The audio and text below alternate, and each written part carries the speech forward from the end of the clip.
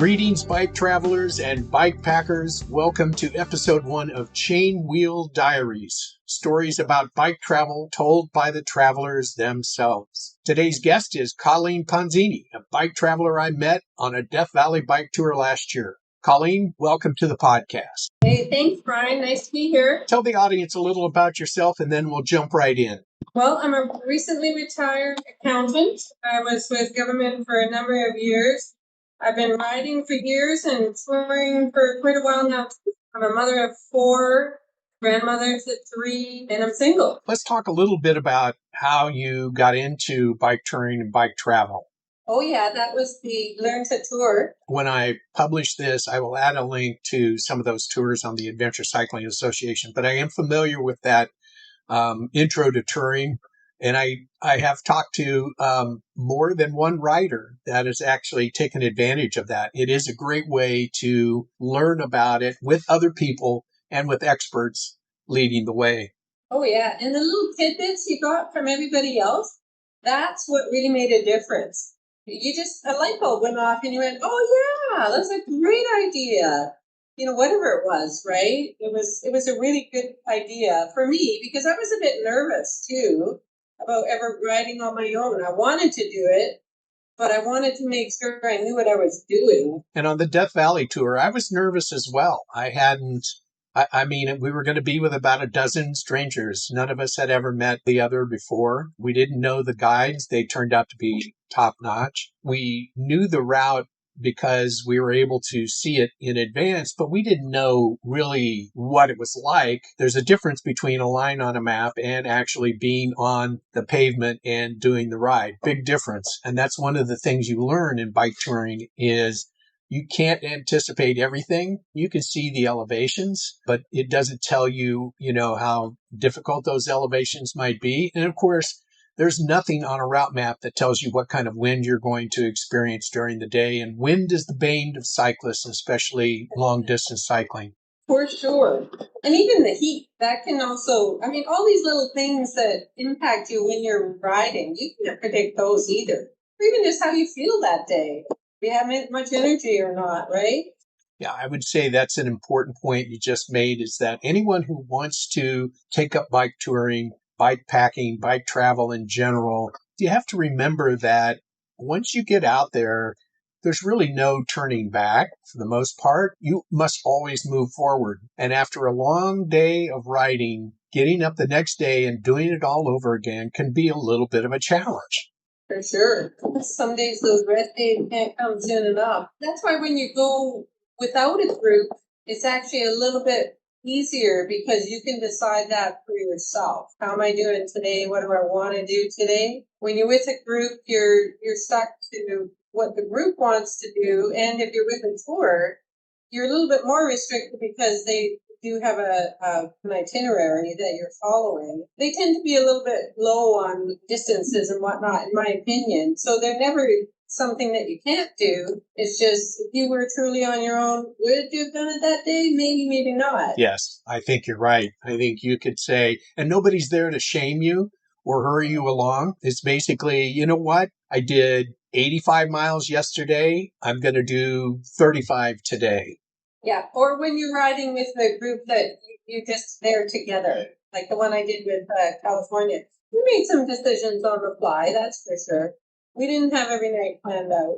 So I had a friend who I used to ride a lot with. We used to do triathlons. Then we got into doing long bike rides, such as like a Grand Pondo or, some kind of a fundraiser event where you were riding 100 or 200 kilometers. Then he had this goal to go to San Francisco. And it was just like a light bulb went off. And I was like, well, yeah, that's what I need to do. So he was my complete inspiration for it. And then I just went shopping to get the pieces. And then I signed up for a tour. That's perfect. But I like what you're saying is that a friend came up with the idea and you embraced the idea. Sort of, it was a jealousy. If he could do it, I could do it. There you go. You said you pulled together the pieces for the tour. Talk about your equipment. Well, I'm a kind of person who, I am a bit of a shopper. So if I would read something that was a good idea to have on a bike tour, I kind of went a little bit overboard and I would go and find them. I also knew from my friend that you had to pack it really small, so I was out shopping for the little stuff, the smallest stove I could get, the smallest compactable sleeping bag I could get.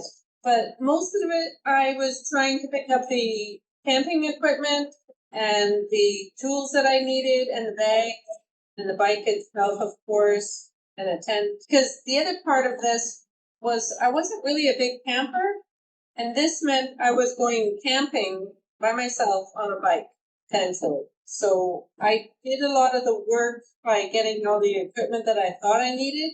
Then I went to that Learn to Tour and realized what I don't need. So maybe you got it slightly out of order. You should have done the learn to tour first and then the equipment later, right? Yeah, but you had to have at least some of it. Like, so you had to do a little bit because you knew you had to carry the bag and you had to have a tent. And so you couldn't go without anything to one of those tours and do it. Not me, anyways. I could see suggesting to people get a small bag that maybe you could even put on your back if you had to and try an overnight and see if you like touring from there. But for me, what I did is I sort of followed my friend's advice and then started reading and figured out what I needed and just built on it from there. One of the things that I'm hearing a lot about is the urge to get people to do these overnight trips. Have you done anything like that? Oh, for sure. And I like to suggest to my friends to come with me. You know, they're like, oh, I can't do that. I can't do that. It's like, come on, we'll just go to the island. Like, we've got a few islands over here in Vancouver, of course. And we'll just go to one of the islands and just go overnight. Even if you want to get someone to drive over and bring the equipment with you. The idea is to get them out to try riding for the adventure of it, and not just an out and back, you know, where you're going from your home and out and back. And a few people I know have tried it and they have started to get into some of this touring as well. I like to just try to find anywhere where I can go that is still a safe ride to take people like that. So it builds their confidence too. And then they can see if they really enjoy it, they can start to, you know, explore what they want to explore as well. I think that's excellent, Colleen, that you're urging friends and acquaintances to give it a try. Well, I'm definitely up for a ride if anybody's wanting to go. I even answered an ad recently for someone who's riding out in Europe, and I'm going to Europe by the end of May for a bike tour with someone I've never even met. Where in Europe?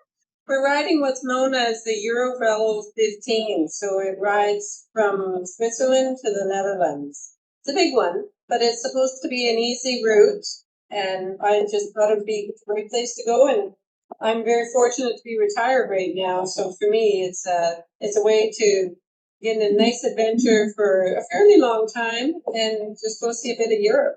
I appreciate the fact that you've retired. I think that gives you a lot more time to do something that you love.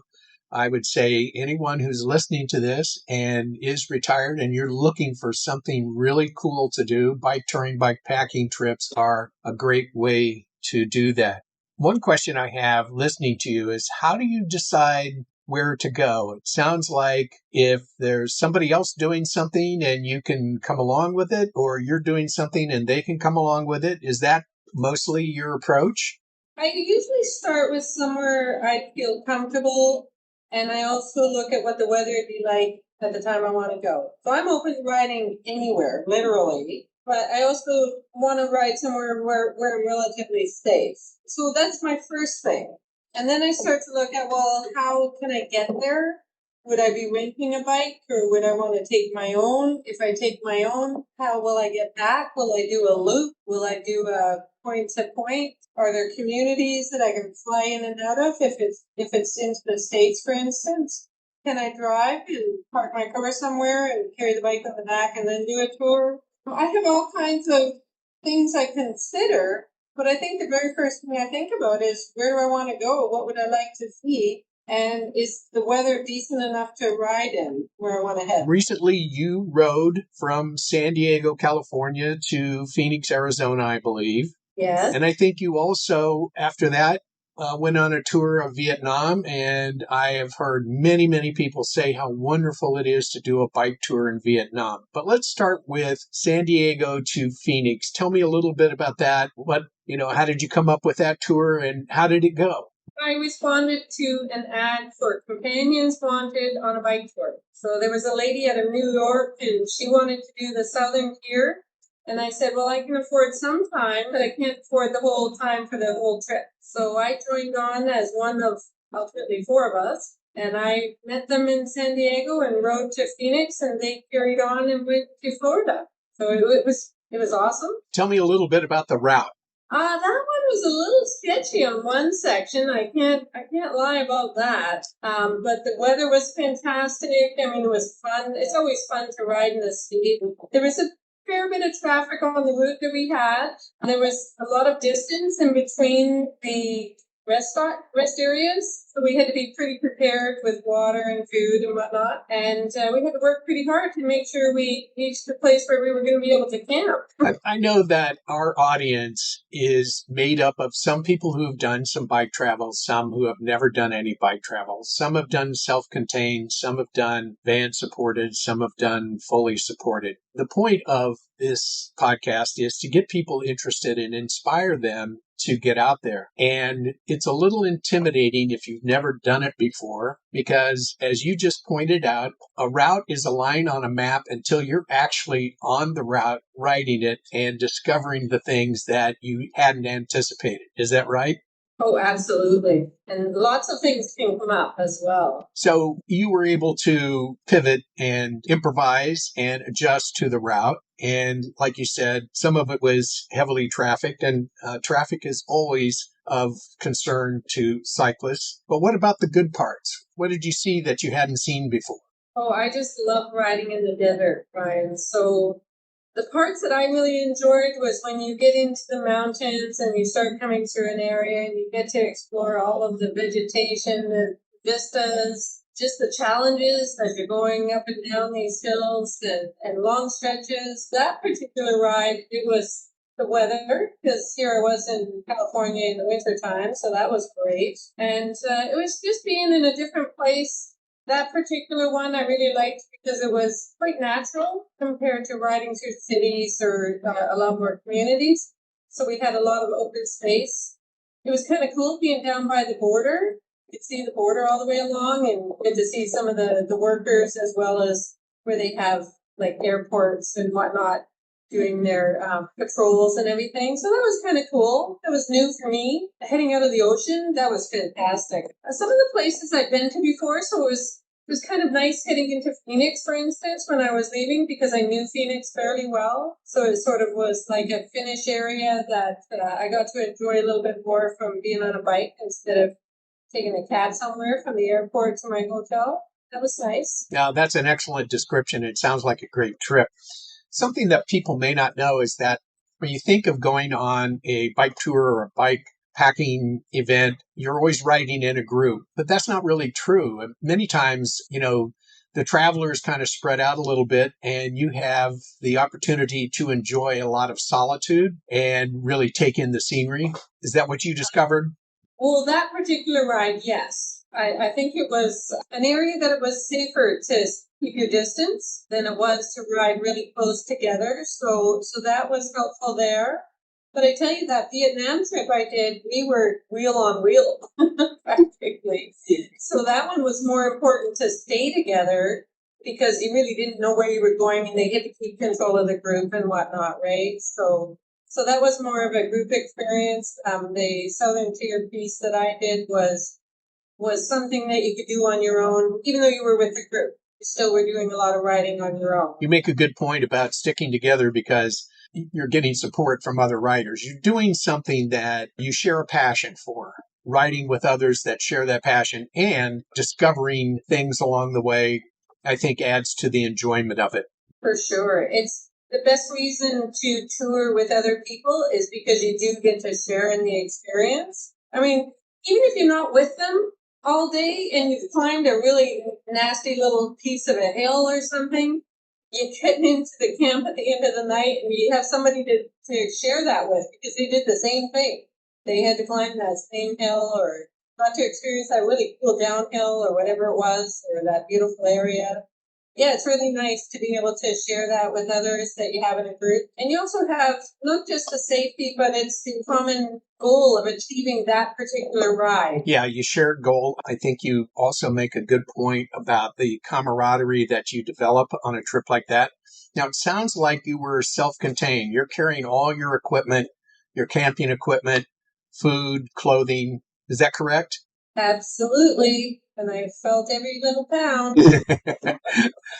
So, let's go through your configuration on your bike. Tell us a little bit about your bike. If you had racks and packs, were they front and back? How did you make everything work?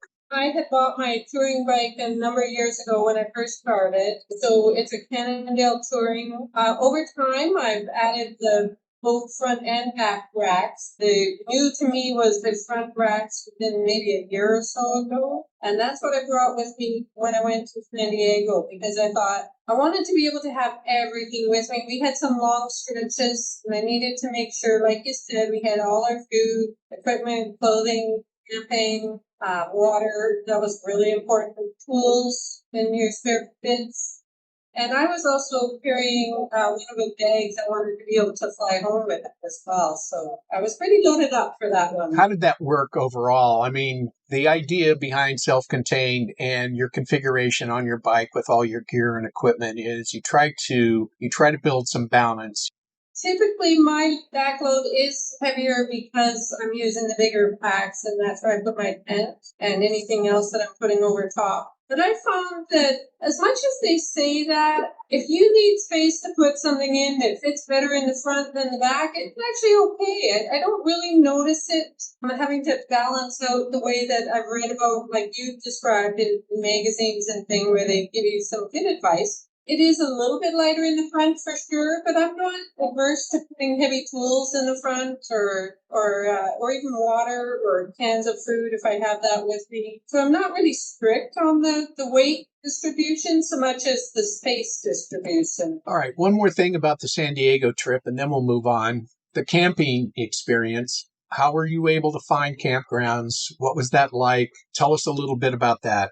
Well, I tend to be a person who looks ahead to see if there's options so that I know that I'm not going to get stuck anywhere. And if I am, I can deal with wild camping if I have to. That particular trip, the places to camp were actually few and far between. In the beginning, we were climbing out of San Diego, and there's a long climb to get into the mountains. There's only one community. There weren't very many camping spots.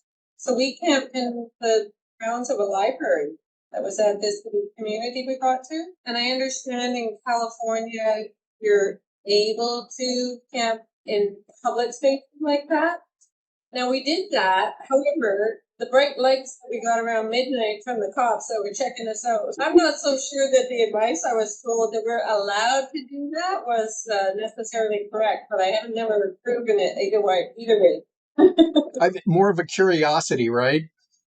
Yeah, and there was four of us. You could see all our bikes along the side. And we were pretty close together. All right. Well, that sounds like a great trip. And it sounds like you were on the southern tier, like the adventure cycling southern tier route. Yes, we were using the maps from adventure cycling for that. And I would tell our listeners that if you're interested in easing into bike touring, a tour that's been organized by an organization like the Adventure Cycling Association is a great way to do it because you're going to have plenty of people around you. You're going to have guides. You're going to have, it's van supported. You're going to have a van that's hauling all your equipment. So all you have to do is really focus on your ride. You don't have to do as much preparation and planning into an organized tour like that, which is my lead in for what I think was a supported tour that you took in Vietnam. Yes. What inspired you to do this tour? I have always wanted to ride in Vietnam since I started with touring. And I had it in my head I was going with a friend of mine. We were just going to go together and bring our bikes and ride. Then, for a bunch of reasons I won't even bother to get into, that one didn't pan out. So then I thought, well, what if I went with a group? And so I started looking and I found this reasonably priced one with Intrepid, and I went for it. Tell us a little bit about Intrepid, and then let's talk about the tour itself. Intrepid is an organization that does all kinds of tours all over the world. So they do anything and everything by the sounds of it. I've only done that tour with them. I quite liked it. So if anybody, is looking at Intrepid tours, that particular one was a good one, in my opinion. I just went with it because of the price and the itinerary looked good. I had good reviews, reasonable distances they were using each day. So I thought, well, that sounds good. And got to see a lot of Vietnam, which is really what my ultimate goal was, is to see it and to ride through it, but without having to worry about any of the logistics myself. How long was the tour? The tour itself was 15 days, but I think we did 12 days of riding within that. They provided the bikes, so it was part of the tour. Yeah, and that's what made it easy. I just had to show up. I didn't even have a checked bag. I just had a carry-on. And that's all I needed, and I had to bring my helmet because they didn't have helmets that they could use for us there. Were you camping? Were you hoteling? How did that work? Well, Vietnam is pretty cheap, so they put you up in hotels most of the way. There isn't really a lot of campgrounds. Even if I was going on my own, I would probably aim to stay in hotels because, like I say, it's super cheap. And they're quite comfortable and they're everywhere. There's a lot of people in Vietnam. In terms of what they provided for us, not only did they provide the bikes, but they had the mechanic coming with us, and the buses and the truck that carried the bikes was with us as well. So they would take us every 20 kilometers. We would have a break and 2 mini cookies and fruit, and then we'd stop for lunch. And sometimes they'd pack up our bikes and we'd move us to the next place, and sometimes we would ride there. It was also a tour where we were exploring museums and other temples and things like that. So it was really well-rounded tour, but a lot of riding. We rode about 700 kilometers in total, but it wasn't completely not doable. It sounds like a lot, but it really wasn't, if you know what I mean. And it was a lot of flat areas, so that made it really simple too. What kind of road surfaces did you encounter? Was it all asphalt, concrete? There was a mix. There was even dirt, but the bikes were what I would just say is a bit of a hybrid. I can't remember the types of bike. I think it was a Trek. You had to have good tires that could deal with rough roads for sure. I wouldn't have gone with a road bike. All you really needed was a decent bike that had some decent tires on it, and that's all we had. The tour was completely laid out. I mean, we couldn't go anywhere else. We had to stick with the group, not just for safety, but we had no idea where we were. So they would also bus us through some of the dangerous areas that would have been much more uncomfortable to ride in. So we got some pretty flat, beautiful areas through the fields, through the little towns and communities, and then we would get taken through anything that might have been rough. They really only made us climb one really big hill. That was it in 12 days of riding. Colleen, I really appreciate you being my absolutely first guest on my absolutely first podcast episode. Hopefully there will be more.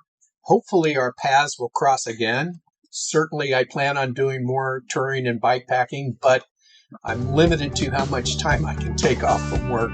All right, Colleen. Well, thanks again. Do take care. Happy trails on all your rides, and I'll look forward to hearing about them.